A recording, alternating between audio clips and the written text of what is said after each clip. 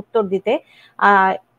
আয়শা এই রিলেটেডই প্রশ্ন করেছেন। তিনি বলেছেন ৫ মাস থেকে বাংলাদেশি এম্বাসি ঠিকমতো ইন্টারভিউ ডেট দিচ্ছে না। তো সেক্ষেত্রে CR1 এবং IR1 ক্যাটাগরিতে অলরেডি ১২ মাস ব্যাকলগ চলছে। যাদের ডকুমেন্ট কোয়ালিফাই হয়েছে আগে যেখানে ৩ থেকে ৬ মাস লাগতো, এখন তার প্রশ্নটি হচ্ছে এই ক্যাটাগরিতে কতদিন আর অপেক্ষা করতে হবে?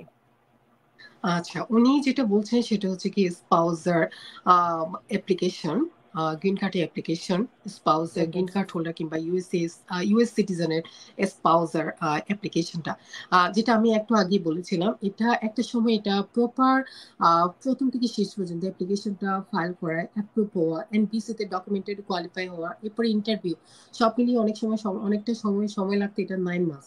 আর এখন আমরা যেটা দেখতে পাচ্ছি সেটা হচ্ছে কি ইভেন ডকুমেন্টারি কোয়ালিফাই হওয়ার পরেও ইভেন মোর দেন 8 to 9 মাস এখন ওয়েট করছে, কিন্তু এখন ইন্টারভিউ ডেট হচ্ছে না। লাস্ট যে বিষয়টা আমরা দেখেছি সেটা হচ্ছে কি 2023 জুলাইতে যাদের ডিকিউ হয়েছিল, ডকুমেন্টারি কোয়ালিফাই হয়েছিল, তাদের অনেকেই যে ইন্টারভিউ হয়েছে। তো সেই হিসাবে এটা বলা যায় অ্যারাউন্ড 1 ইয়ার, ইয়েস, আফটার ডকুমেন্টারি কোয়ালিফিকেশন। আচ্ছা, সবকিছু।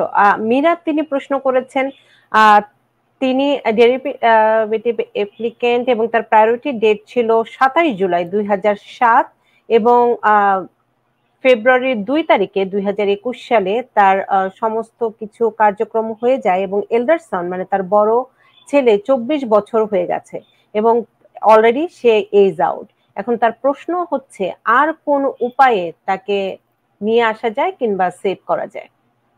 আচ্ছা, উনি যেটা বলছে আমি বুঝতে পেরেছি, ওনার যেহেতু ছেলে যেহেতু এজ আউট হয়ে গেছে, হয়তো উনি আর ডিপেন্ডেন্ট থাকবে না, যার কারণে আদার কোনো অপশনস রয়েছে কিনা।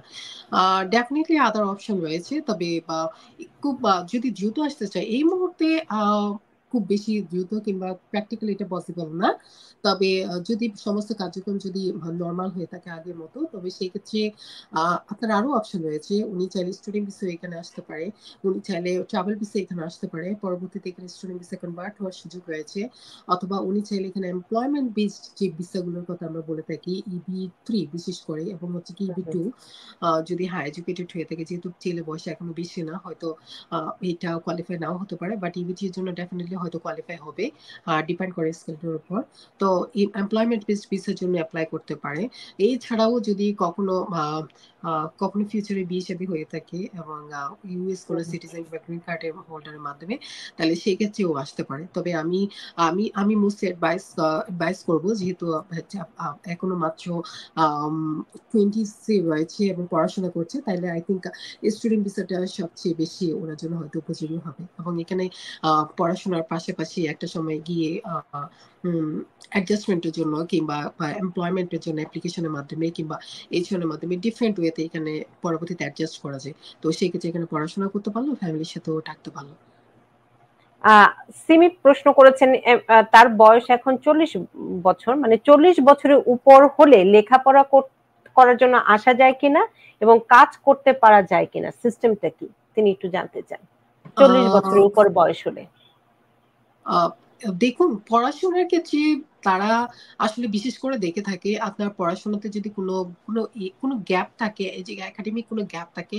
ফর এক্সাম্পল, আপনার পড়াশোনা শেষ হয়েছিল 2013-এ, আপনি পরবর্তীতে আর কোনো পড়াশোনা করেন নাই কিংবা কোনো জব করেন নাই এবং সাডেনলি আপনি পড়াশোনা করতে চাচ্ছেন, ডেফিনেটলি তাদের মনে কোয়েশ্চেন জাগতে পারে, হঠাৎ করে আপনি যে কোর্সের জন্য আসতে চাচ্ছেন সেই কোর্সটা আপনার জন্য এত কি গুরুত্বপূর্ণ হয়ে গেল যে কি আপনি এতটা টাইমের পরে আপনি করতে চাচ্ছেন। তবে সেক্ষেত্রে এটা কাটানো যায় যদি আপনার কোনো জব থেকে থাকে এবং জব রিলেটেড যদি আপনি কোনো পড়াশোনার জন্য আসতে চান, কিংবা ফর এক্সাম্পল আমি যেহেতু লয়ার, আমি বলবো কেউ যদি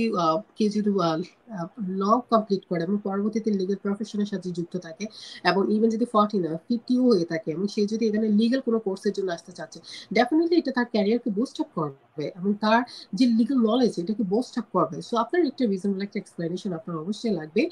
আর এটা ইভেন যদি আপনার ইয়াও না থাকে যে কি বা কোনো স্টাডি গ্যাপ থেকে থাকে, কিংবা যদি আপনার কোনো জবও না থেকে থাকে, স্টিল তারা এটা অ্যাকসেপ্ট করতে পারে। এটা অনেক সময় দেখা যায় কি তাদের স্পেসিফিক যে ডিটারমিনেশনটা, তাদের স্পেসিফিক হুম, হুম। জাজমেন্টের উপরও অনেক সময় ডিপেন্ড করে।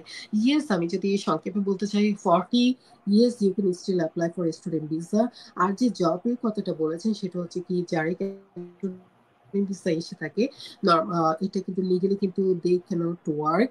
কারণ আপনার যে ভিসাটা, এটার পারপাস হচ্ছে কি ফর এডুকেশনাল পারপাস। এখানে জব করার জন্য আপনার জব ভিসা রয়েছে, ডিফারেন্ট কাইন্ড অফ ভিসা রয়েছে। তো তার জন্য আপনি জব এবং পড়াশোনা এটা লিগালি কিন্তু করা যায় না। তো সেক্ষেত্রে আপনি যদি এমপ্লয়মেন্ট বেস কোনো ভিসার মাধ্যমে আসতে চান, ডেফিনেটলি ইবিটাই হচ্ছে কি সবচেয়ে বেস্ট অপশন। আর যদি পড়াশোনার জন্য আসতে পারেন, পড়াশোনার পরবর্তীতে পড়াশোনা কমপ্লিট হওয়ার পরে পরবর্তীতে আপনি জবের জন্য অ্যাপ্লাই করতে পারেন। আর সেক্ষেত্রে আমি আপনাকে বলবো, এটা ডিপেন্ড করবে আপনার যে অ্যাপ্লিকেশনটা, যে স্টুডেন্ট ভিসা যেটা হচ্ছে আপনি করতে চান, সেটাতে আপনার অনেকটাই ডিপেন্ড করবে আপনার আহ, আপনার জবের এক্সপিরিয়েন্সের উপরে, আপনার পড়াশোনার রেলিভেন্ট ব্যাকগ্রাউন্ডের উপর অনেকাংশে নির্ভর করবে। আর যে সাবজেক্ট আপনি পিক করবেন সেটা যেন আপনার জব রিলেটেড কিংবা আপনার পড়াশোনা রিলেটেড, তাহলে সেই ক্ষেত্রে পসিবিলিটিটা অনেকাংশে বেড়ে যায়। বাট নাথিং ইজ খুব ইম্পসিবল।